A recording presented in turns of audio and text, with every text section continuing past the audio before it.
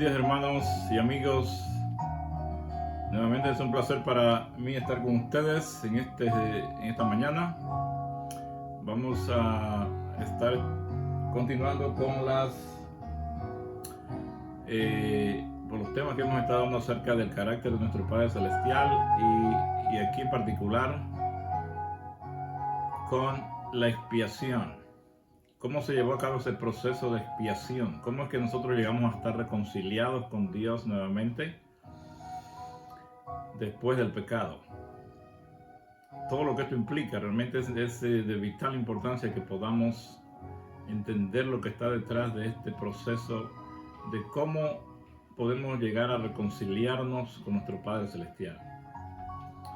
Así que vamos a empezar en este momento con una oración para que nuestro Padre nos dirija en este estudio y que pues les bendiga a ustedes donde quiera que se encuentren. Amado Padre que está en el cielo, santificado sea su nombre. Gracias por este día, por todas sus bendiciones. Le queremos pedir que ustedes nos guíen en el estudio de su palabra y que cada día podamos avanzar en este conocimiento que nos muestra a través de su espíritu la verdad y que podamos realmente conocer su carácter como usted es, tal como lo mostró a través de su Hijo, porque esa es la base de la vida eterna. Conocerlo a usted, tu Padre, nos va a hacer la salvación mucho más fácil, porque vamos a conocer su grande amor y misericordia, cómo usted perdona al pecador y cómo es que se lleva a cabo su justicia, que no es igual a la justicia humana. Gracias, oh Padre, en el nombre de su Hijo amado se lo pedimos y rogamos todo. Amén.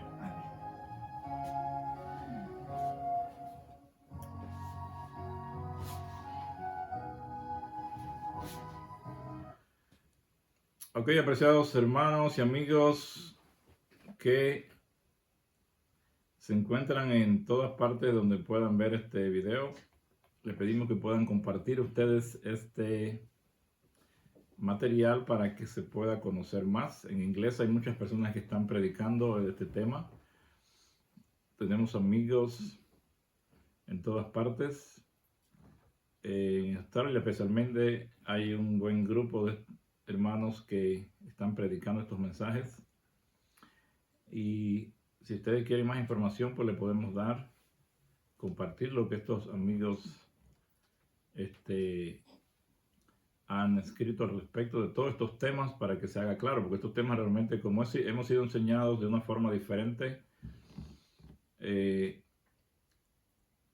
pues no es tan común encontrar material para esto, pero tenemos todo el material para que ustedes puedan estudiar estos temas y puedan entender la verdad que está basado totalmente en la palabra de Dios y el espíritu de profecía. No estamos tratando de meter ideas nuevas ni nada por el estilo, sino mostrando lo que la palabra de nuestro Padre Celestial nos dice, de tal forma que concuerde toda la palabra. Si usted trata de encontrar una verdad y no puede lograr que todos los textos que hablen del tema concuerden, entonces no la ha encontrado, no es verdad. Porque nuestro Padre no se contradice. Algunos textos aparentan que dicen algo, pero se contradicen con otro. Entonces tú tienes que buscar por qué esa aparente contradicción, porque Dios no se contradice. Por ejemplo, la gente piensa que Dios mataba en el Antiguo Testamento y en el Nuevo viene el Hijo y muestra otra cara diferente. El N.G. de White dice que el Hijo nunca mató a nadie. Entonces, ¿cómo es que allá en el Antiguo Testamento aparenta que Él mató y destruyó gente? ¿Acaso Dios cambia de un tiempo a otro? ¿Acaso Dios es igual que nosotros? Obviamente que no. La Biblia dice claramente, yo Yahweh no cambio. Por eso ustedes no han sido consumidos. Yeshua es el mismo ayer, hoy y por los siglos. Él no puede cambiar, Él no es como nosotros. Su carácter es inamovible, es eterno. Por lo tanto, cuando encontramos estos textos que aparentan que Él mató y eso, que no concuerdan con el Hijo, que es el mayor testimonio, no vamos a desechar al Hijo. Vamos a estudiar esos que están contrarios en el Antiguo Testamento para saber por qué aparentan eso. Ese es el procedimiento correcto a seguir. En esta mañana vamos a estar estudiando acerca del velo de su carne, Vamos a ver cómo en esto de la expiación el santuario nos ayuda para que podamos tener una idea más clara de nuestro Padre Celestial. Por eso es la razón principal por la que se instituyó ese santuario, ¿verdad? Para que todo lo que estaba allí ayudara al pecador a conocer, ir desde cero hasta conocer al Padre, al lugar santísimo. Desde el atrio, donde se hacían cosas que no eran lo que Dios quería, pero se hizo por causa del hombre, hasta el lugar santísimo donde está la misma presencia de Él. Así que vamos a ver el primer texto que vamos a analizar es Salmo 77:13, donde dice: tu camino, oh Dios, está en el santuario. ¿Quién tan grande como nuestro Dios?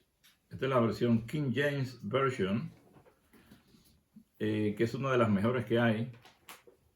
Y ahí nos dice que tu camino, oh Dios, está en el santuario. O sea, en el santuario está el camino para llegar al Padre. Y la palabra camino, el significado principal es como carretera, la vía, el sendero que nos lleva a Dios, ¿right? Nosotros, el hombre caído en su condición de pecado, está en la oscuridad, y allí es donde comienza la carretera para el cielo, donde está nuestro Padre Celestial. La carretera entre estos dos puntos la vemos ejemplificada en el santuario y representa a nuestro Salvador Yeshua. Yeshua dijo: yo soy el camino, la verdad y la vida. La palabra camino allí es la misma otra que la de Salmos y significa carreteras. Yo soy el camino, la carretera que los lleva al Padre. Y también nos dice él: nadie viene al Padre si no es por mí. Así que este camino empieza donde está el hombre, aquí en este momento, y de ahí en adelante lo va a llevar hasta lo final, hasta lo máximo que puede haber, que es el destino final, que es nuestro Padre Celestial. Vamos a ver cómo eso ocurre en el estudio de esta mañana. Vamos a tener que darle un poco rápido porque estos temas son extensos, necesitamos más tiempo, pero no podemos extender más. Queremos que se puedan transmitir también allá en una radio en Argentina con nuestro hermano Ernesto, y necesitan que sean de menos de una hora, así que vamos a tratar de cubrir todo esto en este tiempo. En Isaías 55, 8 y 9 nos dice: porque mis pensamientos no son vuestros pensamientos, ni vuestros caminos mis caminos, dice Yahweh. Como son más altos los cielos que la tierra, así son mis caminos más altos que vuestros caminos, y mis pensamientos más que vuestros pensamientos. O sea que cuando nosotros imaginamos cosas de Dios, muchas veces porque se deben a nuestra imaginación o a la forma de pensar humana, y no a la forma como Él piensa. Entonces necesitamos conocer su forma de pensar, cómo es Él realmente, para que podamos entender lo que Él nos quiere decir. Ok, entonces, ¿cuál es la diferencia entre las dos posiciones? La de el camino de Dios y el camino del hombre, ¿no? Es la del pecado y la justicia. El camino del hombre es el pecado, el camino de Dios es de la justicia. Son completamente opuestos. El camino que comienza con el hombre y concluye con Dios conduce por una transformación completa. Ese es el camino de Dios. Y está expuesto en otras partes de las Escrituras como la experiencia de pasar de la oscuridad a la luz. Ese camino que nos saca de donde estamos y nos lleva a Dios se representa a veces como la experiencia de un nuevo nacimiento, de pasar de la oscuridad a la luz. En Ezequiel 36, 26 nos dicen: os daré un corazón nuevo y pondré un espíritu nuevo dentro de vosotros, y quitaré de vuestra carne el corazón de piedra y os daré un corazón de carne. ¿Okay? Aquí no estamos hablando que Dios sea carne, porque no va a dar ese corazón de carne. Lo que quiere decir es realmente que La carne aquí significa la suavidad, la dulzura, la mansedumbre de Dios, en lugar del carácter cruel, severo y pétreo. Pétreo viene de piedra, es el corazón de piedra que los hombres tienen, en contraste con el corazón de carne, es lo que Dios hace en nosotros. Es un paralelismo totalmente opuesto. El corazón que Dios nos da al corazón humano que viene afectado por el engaño de Satanás, que nos ha transformado en semejantes a él en todas sus ideas, ¿no? Así que para que Dios nos pueda alcanzar y nos rescate, Él tiene que enviar a su Hijo. Si Él no manda a su Hijo, nosotros no hubiéramos podido conocerlo a Él como Él es. La razón principal por la que el Hijo vino es porque Dios nos iba a mostrar cómo es Dios el Padre. Cuando Él vino, el mundo tenía un concepto tan errado de Dios que era casi opuesto, como 180 grados con respecto al carácter de Dios. Y ahí vemos en Romanos 3:11 que Yeshua, ¿verdad?, viene a nosotros porque no hay quien busque a Dios, así como la oveja perdida. Nadie por su propio deseo quiere buscar a Dios, porque las cosas de Dios se oponen a nuestra naturaleza, a lo que nos gusta. Y por lo tanto, por su propio bien o por su propia iniciativa, nadie quiere saber de Dios. El hombre no camina hacia Dios, sino que Dios viene hacia nosotros, así como el hijo pródigo. ¿Se acuerdan cuando el padre salía todos los días a esperar al hijo? Cuando un día ve que viene ese hijo allá a lo lejos, el padre sale corriendo a buscarlo. Y esa es la actitud que Dios tiene para nosotros. Él es el que sale a buscarnos. Y por medio de su espíritu está tratando de atraer a las personas hacia Él. Pero sabemos que por naturaleza el hombre no quiere saber de Él. Y la mayoría de veces, pues, esa naturaleza pecaminosa es la que domina y gana la batalla. Pero la condición del hombre que está en tinieblas, del pecado, es aterradora, porque cuando la luz de la justicia llega a él, la Biblia nos dice que naturalmente se aleja de la luz. Por naturaleza no entiende la luz ni la desea.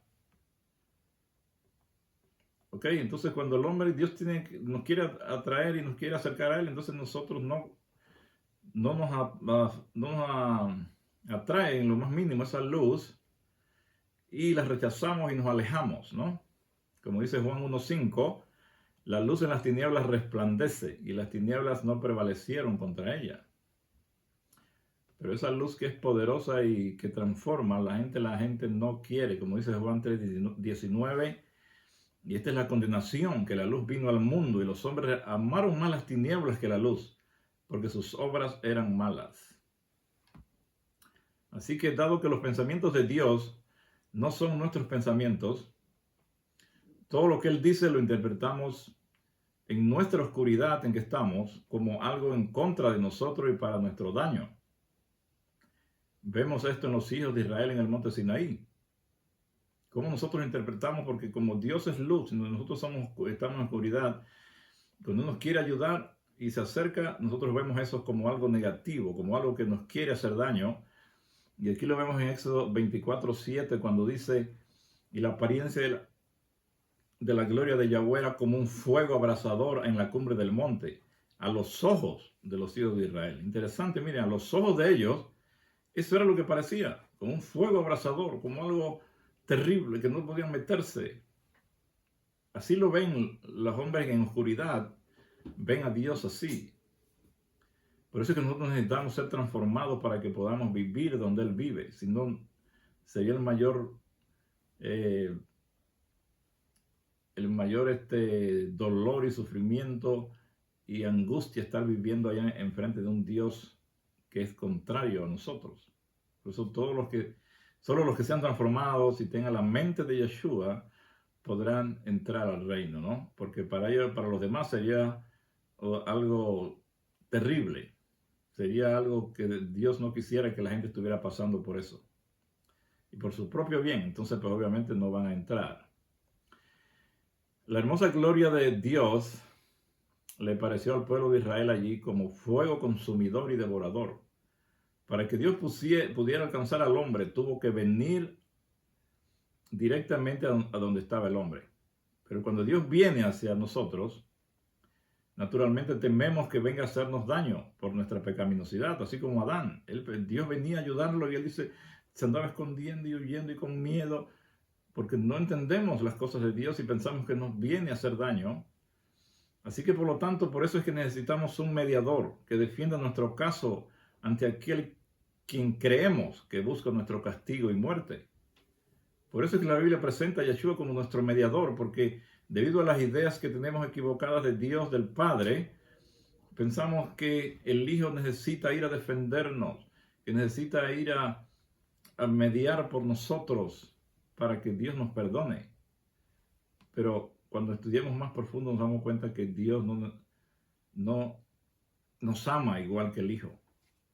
Él no necesita que el Hijo le esté rogando, ay Padre, ayuda, perdona a esta persona. Si el Padre y el Hijo nos aman igual, ¿por qué iba el Hijo a tener que rogarle por nosotros y a estar allí haciendo lo que imaginamos? Pidiendo, ay Padre, por favor, perdónalo. Eso no es necesario cuando ya entendemos el carácter del Padre Celestial, que es el mismo del Hijo. La enemistad que se originó en el corazón de Adán contra Dios y ha pasado a todo género humano hace imposible una comunicación eficaz. Así que por eso necesitamos un mediador. Estamos tan llenos de pecado y de ideas contrarias al carácter de Dios que necesitamos ese mediador.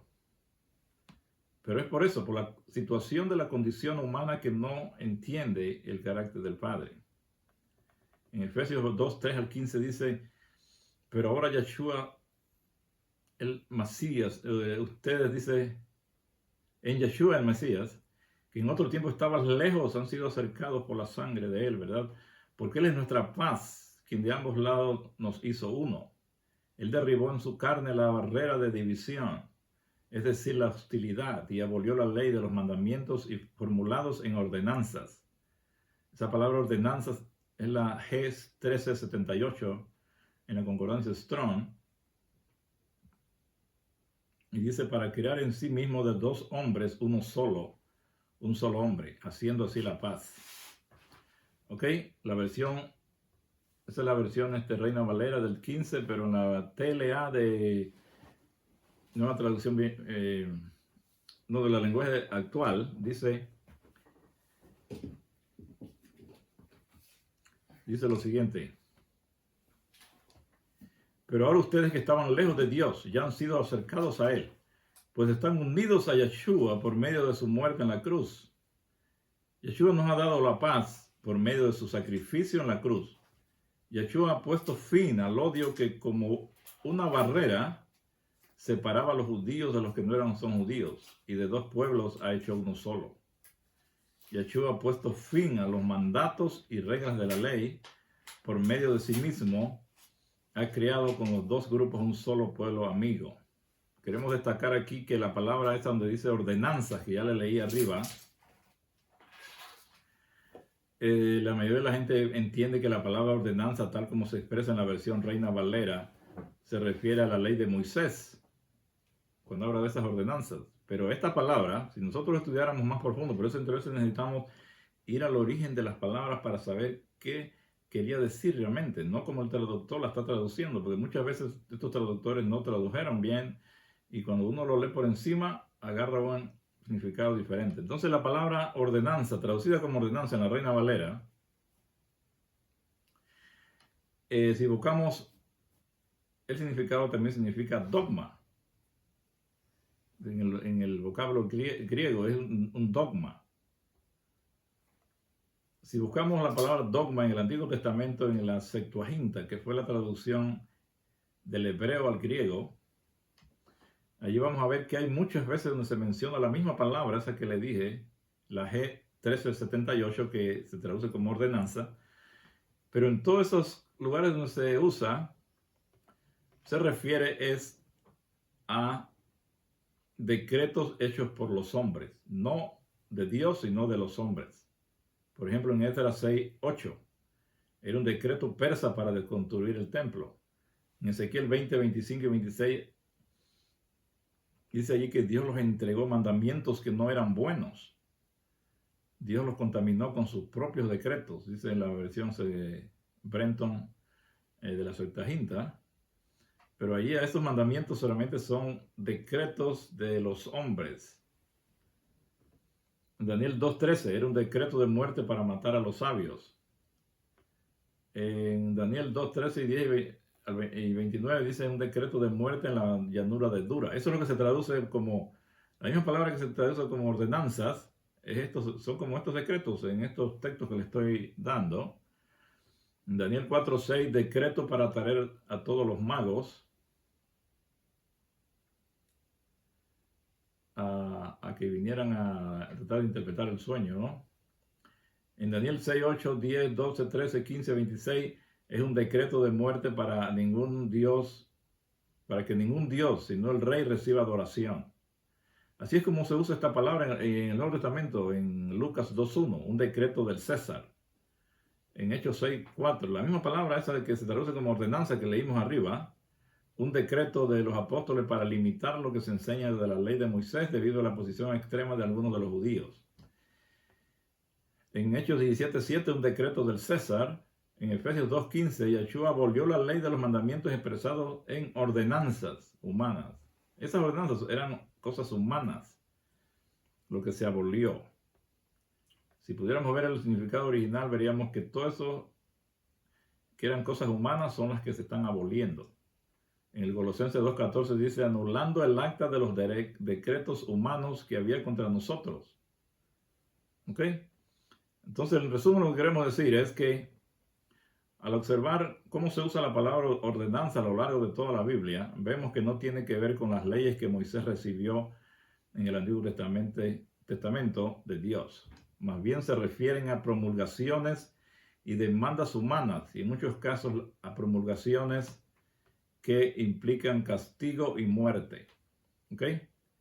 Así que pueden ver ustedes cómo la animosidad del hombre le hace que entienda erróneamente que Pablo está hablando de la eliminación de la ley de Dios allí en Efesios, de la eliminación de la ley que Dios dio a través de Moisés, en lugar de la eliminación de los decretos condenatorios de la humanidad.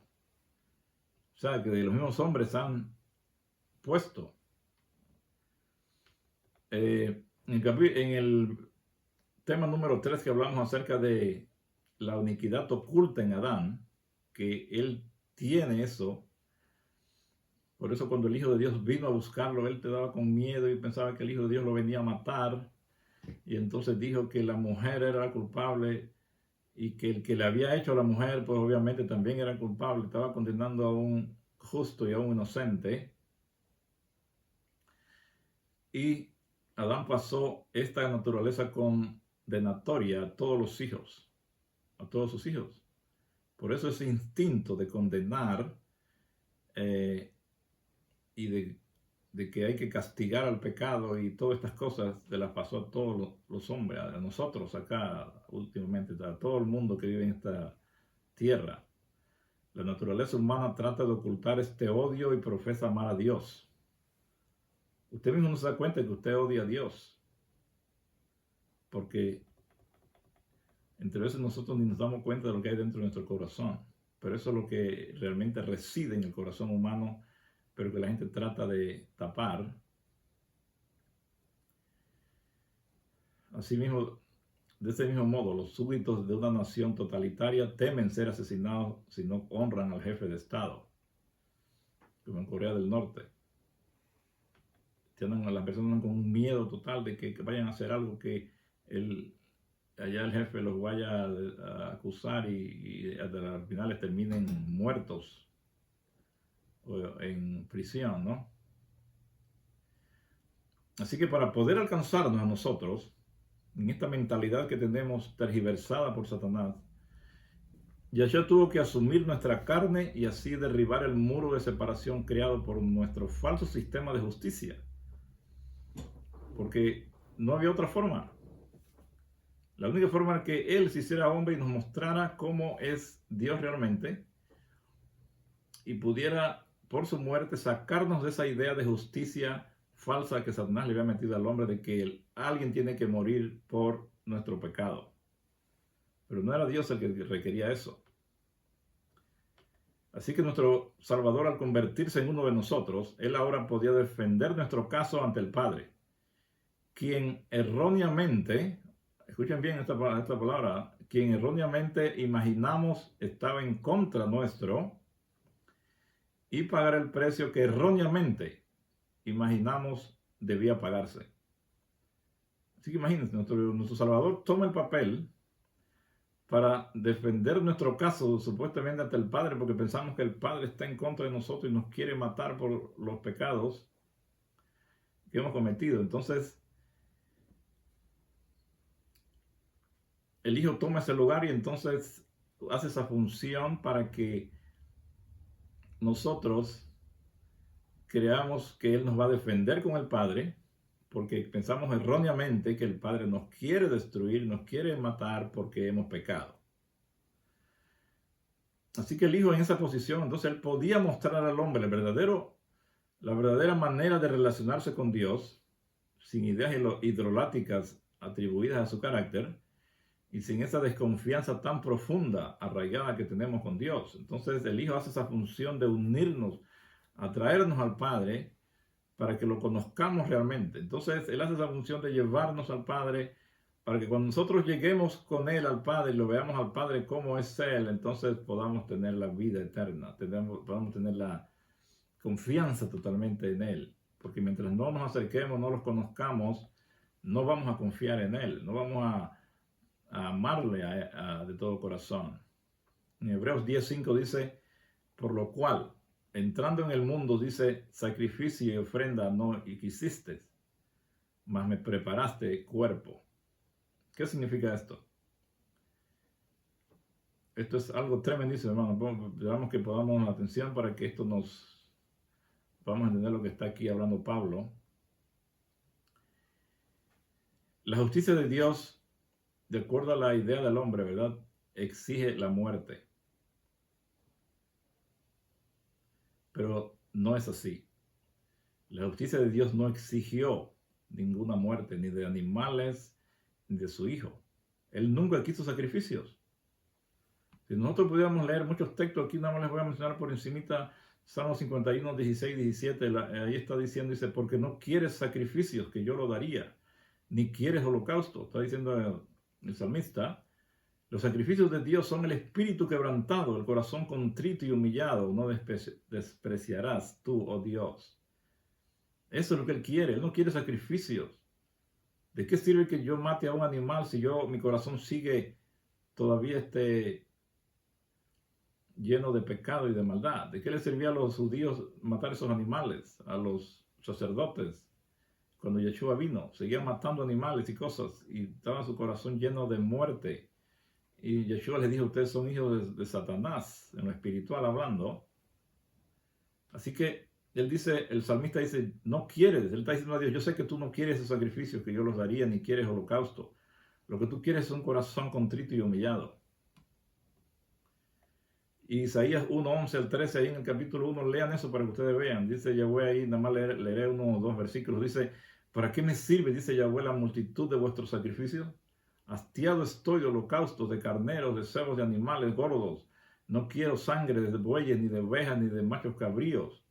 ¿Quién demanda esto de vuestras manos? Cuando venís a presentaros delante de mí para hollar mis atrios. No me tragáis vana ofrenda.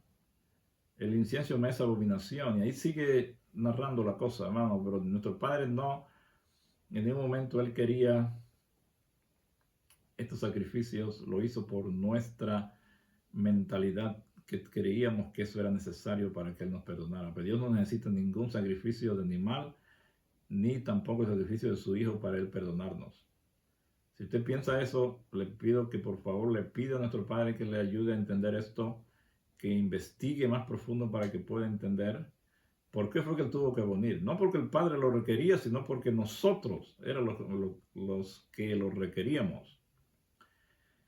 Así que por eso dice que se le preparó un cuerpo humano. Dice que no sacrificios ni ofrendas, sino le preparó un cuerpo al Hijo de Dios. ¿Qué significa eso?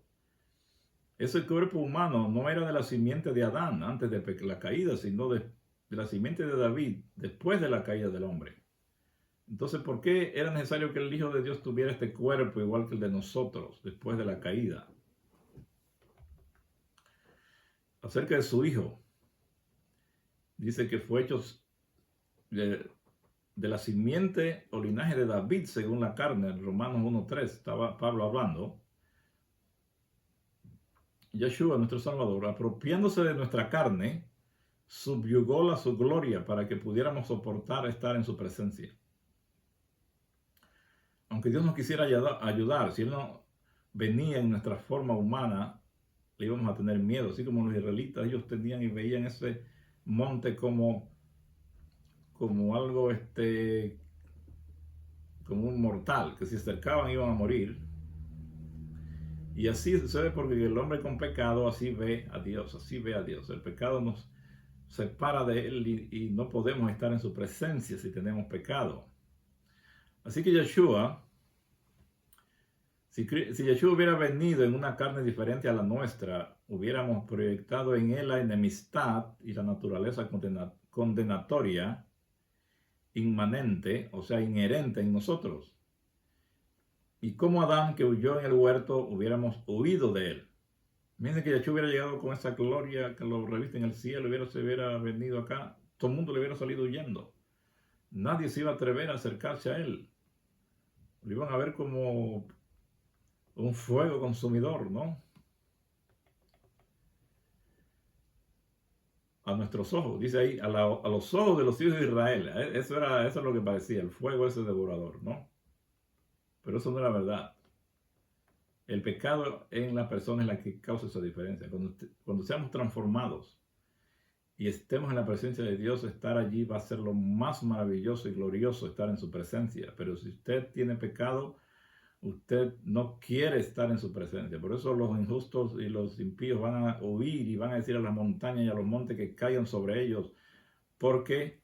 Porque no quieren ver ese rostro lleno de amor y misericordia que es como un fuego para ellos en pecado. Así que vemos evidencia de esto cuando Yeshua limpió el templo en Jerusalén. Dice cuando la divinidad se mostró ahí en su rostro, ¿no? Aquellos que estaban allí, que tenían hostilidad hacia él, inmediatamente huyeron para salvar sus vidas. Pensaban que se iban a morir. ¿Por qué? Porque el hombre en su naturaleza pecaminosa no puede estar en la presencia de Dios en su forma real. Ok, entonces, ya que todos tenemos esta enemistad contra Él, ninguno de nosotros podía permanecer en su presencia. Por eso, Él vistió su divinidad con humanidad, nuestra humanidad, y se acercó a nosotros y nos convenció de que Él podía hablar con el Padre de parte nuestra. Imagínense esto, hermano.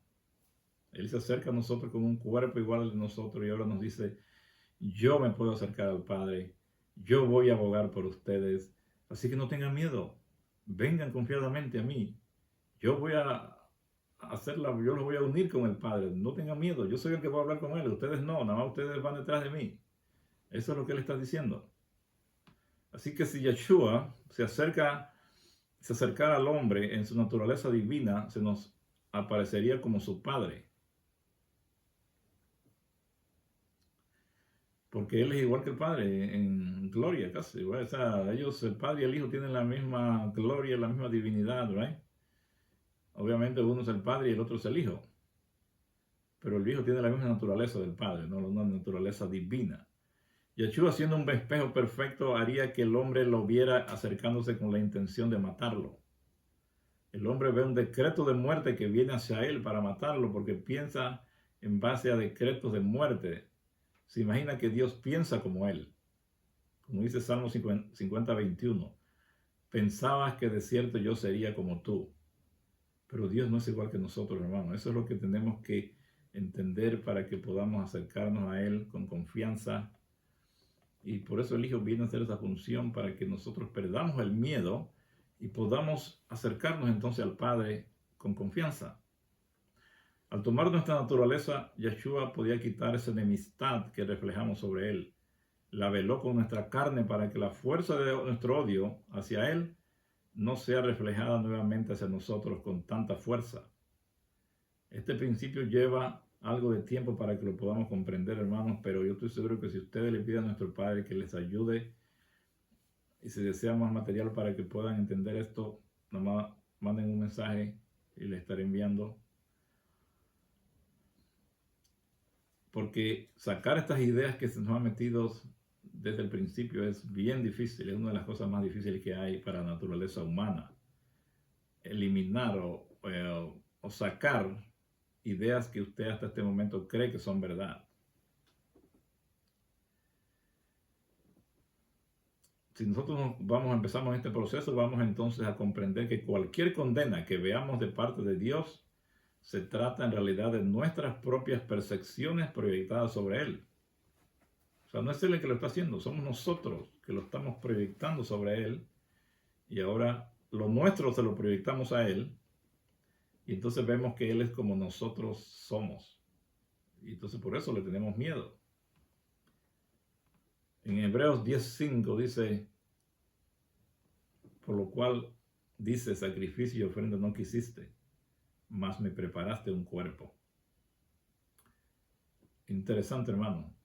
Dios no quiso sacrificios ni ofrenda, sino que preparó un cuerpo humano para que Yeshua, nuestro Salvador, viniera en ese cuerpo y quitara las enemistades que teníamos nosotros con el Padre. En ese cuerpo humano, con ese cuerpo humano, Él iba a hacer que posible que nosotros tuviéramos confianza de relacionarnos con Él, de acercarnos a Él. Y Él iba a revelar el carácter del Padre y al mismo tiempo se iba a identificar con nosotros plenamente como humano, siendo nacido de mujer y estando bajo la ley.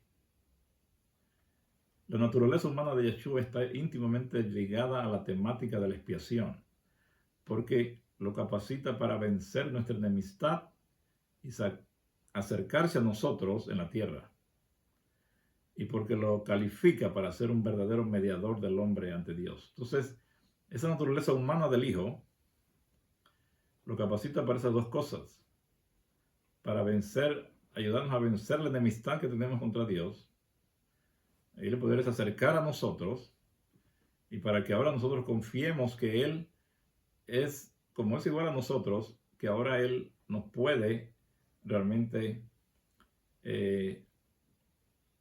representar ante Dios y ser un mediador entre Dios y los hombres, ¿no? Así como dice Hebreos 4:15, tenemos un sumo sacerdote que no tenemos un sumo sacerdote que no se pueda compadecer de nuestras debilidades, sino uno que fue tentado en todo según nuestra semejanza, pero sin pecado. Así que dice también en Hebreos 2:14, por cuanto los hijos participaron de carne y sangre, Él también participó de lo mismo, para destruir por medio de la muerte al que tenía el imperio de la muerte, es a saber, el diablo. O sea que Yeshua, nuestro Salvador, es el gran antitipo del modelo del santuario dado a Moisés. A Él se le dio un cuerpo para que pudiera morar con nosotros. Lo vemos en la tipología de este versículo, en el santuario. Dice, y haré un santuario para mí y habitaré en medio de ellos. O sea, el santuario es el antitipo, o sea, Yeshua es el antitipo de ese santuario, porque el santuario se dio para que nuestro Padre morara con nosotros, pero ahora el Hijo viene como representación de ese santuario y viene a morar entre nosotros para que la presencia de Dios pueda llegar a nosotros. Y por eso vemos que en el santuario, el techo del santuario estaba cubierto con pieles de tejón, que mantenían ocultas las brillantes paredes y los mobiliarios dorados que había en su interior. Pero eso se cubrió así como con tejón, pieles de tejón, que eso no dejaba ver los metales tremendos que estaban allí, que eran de oro, pues casi todos adentro. Ese metal nos iba a deslumbrar, ¿no? Entonces se cubrieron con tejón allí en el techo del santuario. Cuando Yeshua vino a la tierra, no tenía ninguna belleza exterior para que los deseáramos por su apariencia. Así como el santuario se cubrió con esos techos de tejón, de esos pieles de tejón, así mismo se cubre para que nosotros no fuéramos a ver su belleza interna, o sea, para, para no espantarnos, vamos a decir, antes de tiempo, ¿no?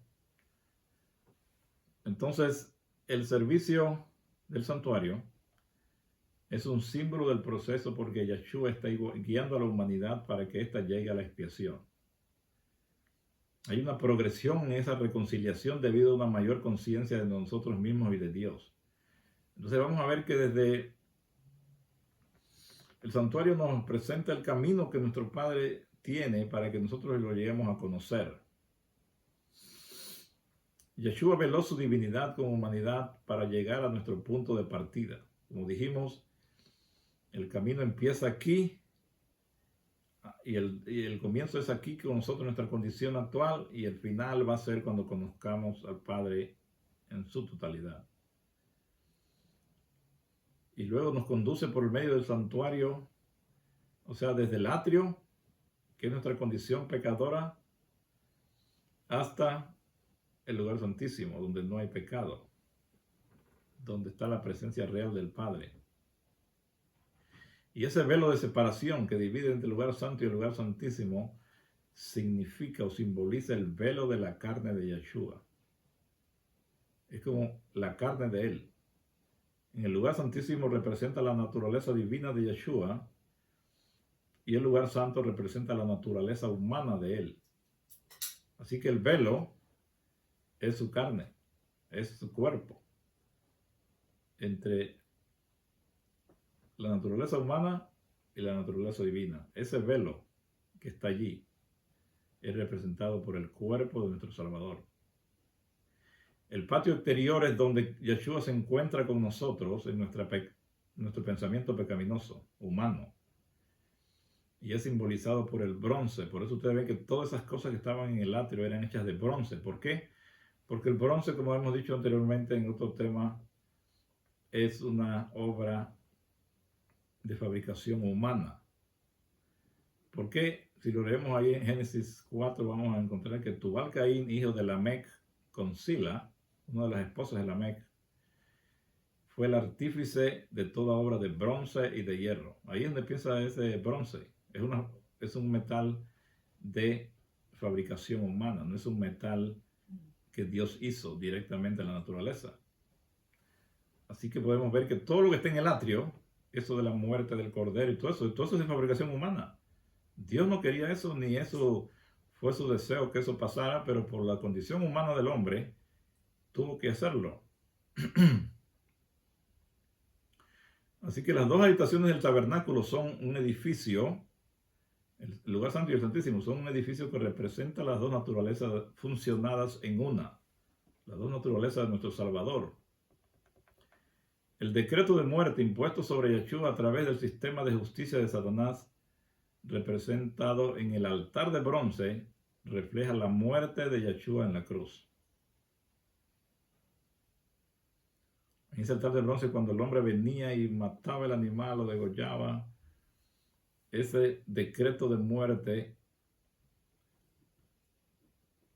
a través del sistema de justicia de Satanás. Esa es la justicia que el hombre cree que se debe llevar a cabo para el pecador. Que el pecador pague, así como pague por su pecado. Dice Satanás, ningún pecado puede ser pasado por alto. Todo pecado requiere su castigo.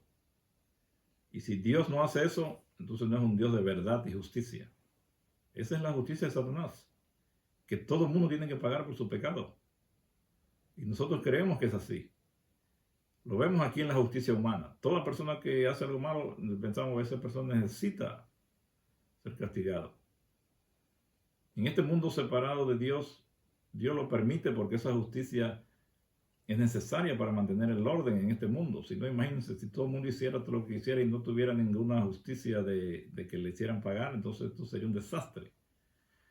Pero en el sistema de Dios, la justicia de Él no requiere que la gente pague por su pecado. Y no vayan a entender mal lo que estoy diciendo aquí. La justicia de Dios es mostrarle misericordia al pecador para que se arrepienta y cambie. Si el pecador no hace caso y sigue obstinado en su condición de seguir pecando, entonces nuestro Padre Celestial lo deja que coseche las consecuencias de sus acciones. Eso es la justicia de Él. Ya lo hemos dicho, lo repetimos ahora de nuevo porque posible haya personas que no han oído. Pero la justicia de Dios no es castigar al pecador. La justicia de Él es mostrarle misericordia al pecador para que se arrepienta. Pero si el pecador no quiere, Él lo deja que coseche entonces las consecuencias de eso. Y esas consecuencias son las leyes que Él ha dejado de causa y efecto de la siembra y la cosecha. Si usted cosecha, si usted siembra algo malo, usted no espere recibir algo bueno. Si usted siembra robos, va a recibir que le roben a usted también, que lo maten mientras está robando. Si usted mata a una persona, no espere que le va a ir bien. Y Dios lo podrá perdonar, porque Él perdona. Pero no significa que le va a quitar las consecuencias de ese pecado. Eso es lo que tenemos que entender acerca de la justicia de Dios. No es igual a la de nosotros, que hemos pecado y ahora Él, por haber nosotros pecado, nos va a destruir en un lago de fuego. Eso no es, hermano. Dice aquí en Hebreo, estamos hablando de 46. Por el camino nuevo y vivo que Él nos abrió a través del velo. Esto es su carne, dice Hebreo 10:20. En la Reina Valera dice eso, ¿no? Y la Dios habla hoy, dice, y seguir el nuevo camino de vida que Él nos abrió a través del velo. Es decir, a través de su propio cuerpo. O sea que ese velo es su propio cuerpo, que tenía las dos formas, o sea, las dos naturalezas. Naturaleza humana y naturaleza divina. Es como el velo que dividía al lugar santo del Santísimo. Aquí lo dice la Biblia claramente, Hebreos 10:20. Y Dios habla hoy, se lo dice más claramente, a través de su propio cuerpo, que es el velo, dice, es decir, a través de su propio cuerpo. El santuario nos proporciona pistas sobre el modo en que progresa el camino desde el patio exterior hasta el lugar santísimo. Todo el mobiliario del patio exterior, como dije, estaba hecho de bronce. Todo eso era de invención humana, porque el bronce es invención humana. El altar de bronce representa la muerte del Hijo de Dios a causa de la enemistad que hay en el corazón del hombre, no en el corazón de Dios, que hemos heredado de Adán. Tuvimos a Yahshua por herido de Dios y afligido. Isaías 53:4. Lean bien ese versículo, vean allí, dice, y nosotros le tuvimos por herido, afligido, por herido de Dios y abatido. O sea que nosotros somos los que creímos que Dios le estaba haciendo eso. Ahí lo dice claramente, le tuvimos, o sea, los humanos le tuvimos que Él estaba pasando todo eso porque Dios era el que lo estaba castigando. 48 ahí. Entonces no es eso, hermanos. Dios no castigó a su hijo, ni lo mató, ni nada de eso. Tenemos que quitarnos esa idea de la cabeza. El hijo tiene que pasar todo esto porque esa es la idea de justicia que el hombre tiene. Y que para poder ser perdonados, alguien tiene que pagar eso. Así que si tenemos esta visión distorsionada de Dios, confesamos nuestros pecados en el altar del sacrificio y luego nace la esperanza de que Dios realmente nos perdonará. Y así seguimos avanzando en el santuario y pensamos que Dios nos perdonará ahora porque tenemos un intercesor que defiende nuestro caso. Luego el Espíritu de Yahshua comienza a limpiarnos en la fuente y así nuestras mentes pueden abrirse a la palabra de Dios y empezamos a cambiar. Al entrar en el lugar santo, la profundidad de nuestra enemistad contra Dios se hace soportable por el velo que está entre el lugar santo y el santísimo. Si no, también no lo haríamos, no podía ser soportado entrar allí. Pero debido a que ese velo ocultaba la luz gloriosa del otro departamento, pues la gente podía entrar allí. Y así como nosotros vamos avanzando en el santuario, al entrar al lugar santo, Yahshua nos alimenta porque Él es el pan de la vida. También nos da la luz porque Él es la luz del mundo. Allí estaba el candelero y los panes de la proposición. Y también intercede por nosotros. Ahí estaba el altar del incienso, ¿no? También intercede por nosotros. Todos esos son símbolos de Yahshua, lo que Él hace por nosotros. Y cuanto más nos acercamos a Dios, más intenso es el sentimiento de condenación debido a la hostilidad que todavía existe en nosotros. Pero donde abunda este pecado, abunda más la gracia de nuestro Padre. Y por eso tenemos que seguir en este proceso caminando para que cada día nos demos cuenta de nuestra condición y podamos conocer a Dios como Él desea, para que podamos entonces ser libres totalmente y tener la misma mente de Yeshua en nosotros. 51. Cuando nos acercamos a Yeshua, aferramos a Él por la fe, alimentándonos más y más del pan vivo y permitiendo que nuestro camino siga siendo iluminados, comenzamos a entender más sobre nuestra naturaleza depravada. La ley comienza a entrar más profundamente en nuestro corazón y aceptamos con dolor lo ofensivo que es nuestro carácter. Yeshua nos anima con gracia, misericordia y perdón. Cuanto más vemos lo malos que somos, mayor es la tentación de temer el castigo y de proyectar este castigo sobre los demás. Nuestro falso sentido de justicia nos hace temer que seremos castigados por nuestros pecados. Somos tentados a dudar de que podemos ser perdonados. Y por eso es que nosotros necesitamos entender esto, para que al conocer a Dios como realmente Él es, podamos confiar en Él, podamos amarle de verdad y podamos ser libres de estas ideas satánicas, diría yo, de que hemos engendrado, y podamos tener acceso directo a Él. La idea es, hermanos, si nosotros tenemos una idea que Dios mata y destruye, nunca realmente vamos a creer que Él realmente nos va a perdonar, porque aunque sea ese sentimiento, esa idea, nos va a hacer creer que Él vamos a ser perdidos, porque con un solo pecadito que tengamos, vamos a perder la salvación. Y eso es la angustia de Jacob. Pero vamos a terminar este tema, esta partecita, el otro sábado. Esperamos que nuestro Padre los bendiga y los ayude y los guíe en este proceso de conocerle cada día más. Bendiciones, nuestros apreciados, y por favor compartan estos videos a todos sus amigos para que puedan conocer más de este tema maravilloso. Amén.